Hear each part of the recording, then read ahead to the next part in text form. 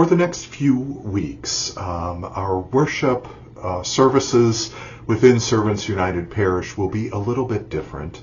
And because of this, I'm choosing to take a little bit of a break from our traditional online worship and radio spots, and we'll be reading for the next several weeks excerpts from this excellent book, 7 Spiritual Gifts of Waiting: Patience, Loss of Control, Living in the Present, Compassion, Gratitude, Humility, Trust in God, by Holly W. Whitcomb. These words are not my own, they are the author's, but there is wisdom here that I feel I want to share with you. Today, we begin with the first gift of waiting: patience. Waiting teaches us to live life in increments, in small pieces rather than large chunks. Waiting teaches us to measure our progress slowly. Alcoholics and addicts know this more than most of us. They measure their years of recovery in single days. They know that their waiting in recovery takes place one day at a time. Psalm 25 talks specifically about waiting on God. You are the God of my salvation, for you I wait all day long.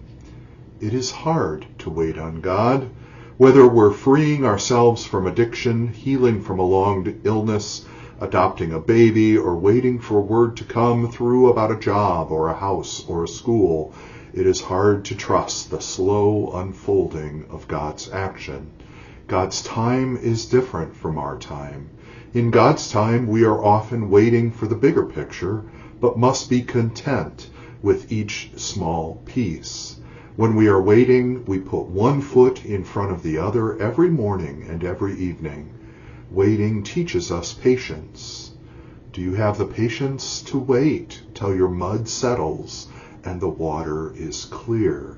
Can you remain unmoving till the right action arises by itself? Lao Tzu, Tao Te Ching. Patience means trusting, and trusting that there's no quick fix. Many chapters of our lives require long commitments. Whole chapters of our lives require waiting that goes on for years. But this kind of waiting is countercultural. Our modern society would have us believe that there's a quick fix for everything if we hire the right specialist or consume the right product. But it just isn't so. When we have to wait without knowing the answers, without knowing what's ahead, we are nudged into a new perspective. Waiting without immediate solutions presents us with an opportunity to learn or to lean into the unknowing, to let go of the false promise of a quick fix, and to grow in patience. When we can embrace the gift of patience that waiting offers, we can trust beyond the moment. Have you not known, have you not heard? The Lord is the everlasting God, the creator of the ends of the earth. God does not faint or grow weary. God's understanding is unsearchable. God gives power to the faint and strengthens the powerless. Even youths will faint and be weary, and the young will fall exhausted. But those who wait for the Lord shall renew their strength. They shall mount up with wings like eagles. They shall run and not be weary. They shall walk and not be faint. From Isaiah chapter 40. It's very hard to wait. We want to take our lives into our own hands and make things happen right away. Yet the Bible continually asks us to trust the fullness of God's time. There is a rightness about God's time, a ripeness, a maturation, a waiting that is worth it. It is as if some of the geographic, physical, emotional, and spiritual pieces have to gestate before coming together. So often, in retrospect, we can look back at something and say, oh yes, I wouldn't have been ready before. It makes sense why I had to wait and why this is happening now. Most of us hate the word no. No is almost obscene in our culture of immediate gratification and overconsumption, but sometimes we have to endure it anyway. When we hear that word, our hearts sink and we genuinely wonder, at least for a few minutes, how we will carry on. Yet every one of us can look back at those times when someone refused us, and somehow we survived. We may not only have survived, but also grown better, stronger, perhaps even happier as a result of that initial rejection. It is possible that being denied fosters growth. Regrettably, this sounds very puritanical and long-suffering, but I think it is true. Over and over in our lives, we are bewildered and disappointed about timing. We may despair. We may think God has forgotten us or is actively defeating our well-laid plans. We may believe God is not answering our prayers or that the answer is always no. Frequently, it is in the fullness of God's time that we have the opportunity to grow and bloom.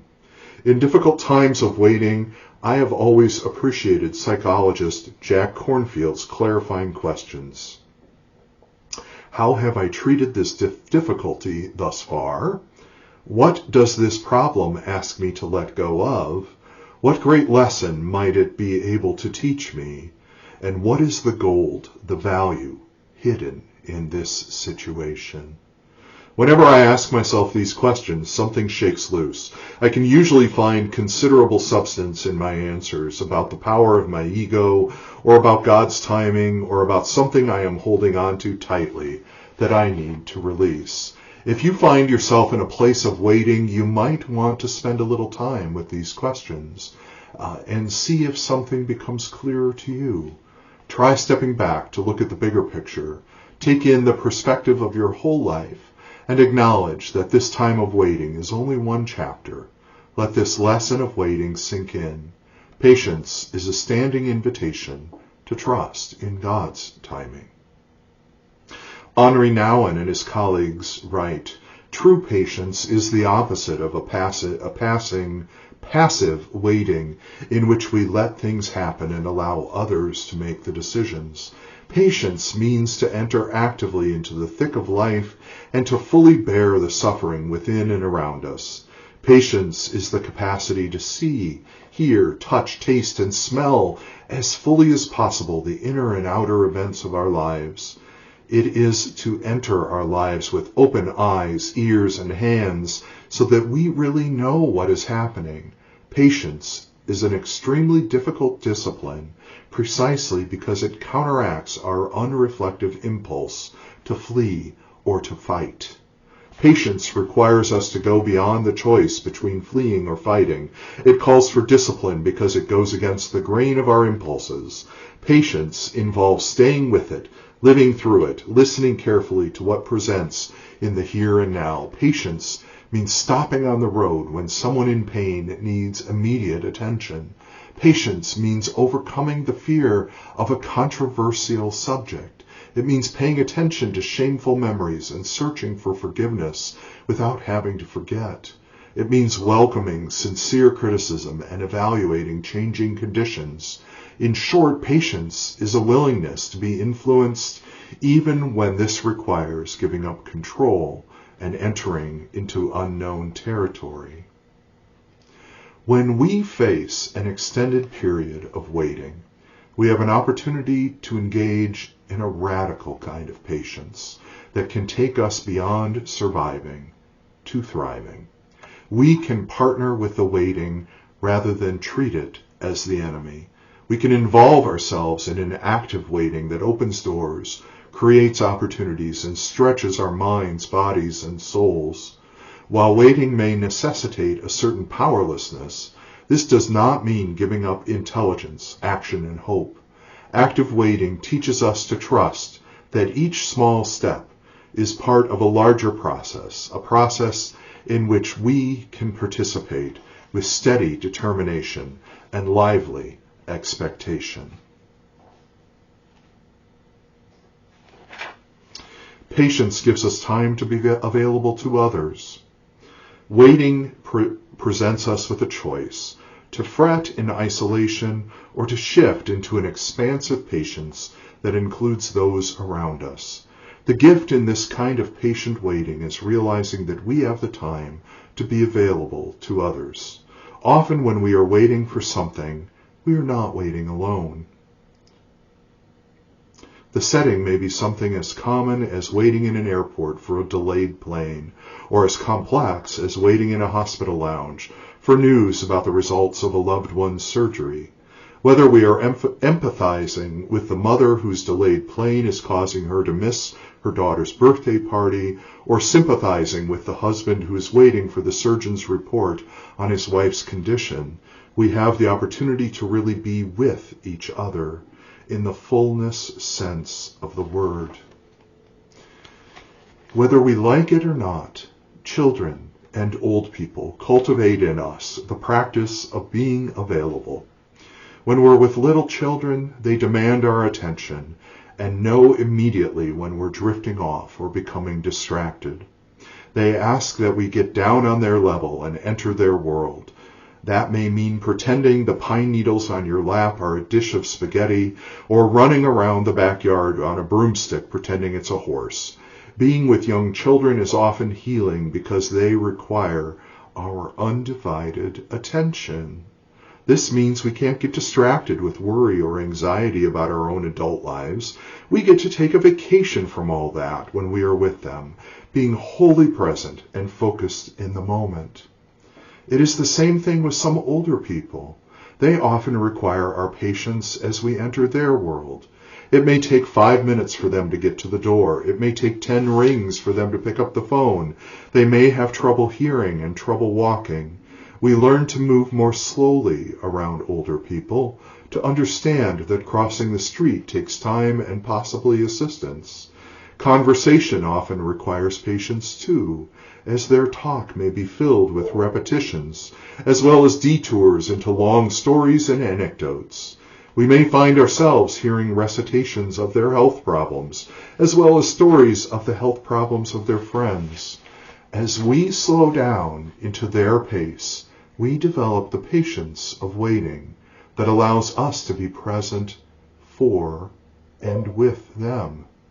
Patience gives us time to be available, and availability connects us with others. We can never experience the richness of empathy, the intimacy of shared joy and sorrow, or the solace of friendship without taking time to be available. There is no shortcut. Waiting gives us the chance to be open to each and every slowed down opportunity. Do you have the patience to wait till your mud settles and the water is clear? Can you remain unmoving till the right action arises by itself? Lao Tzu, Tao Te Ching.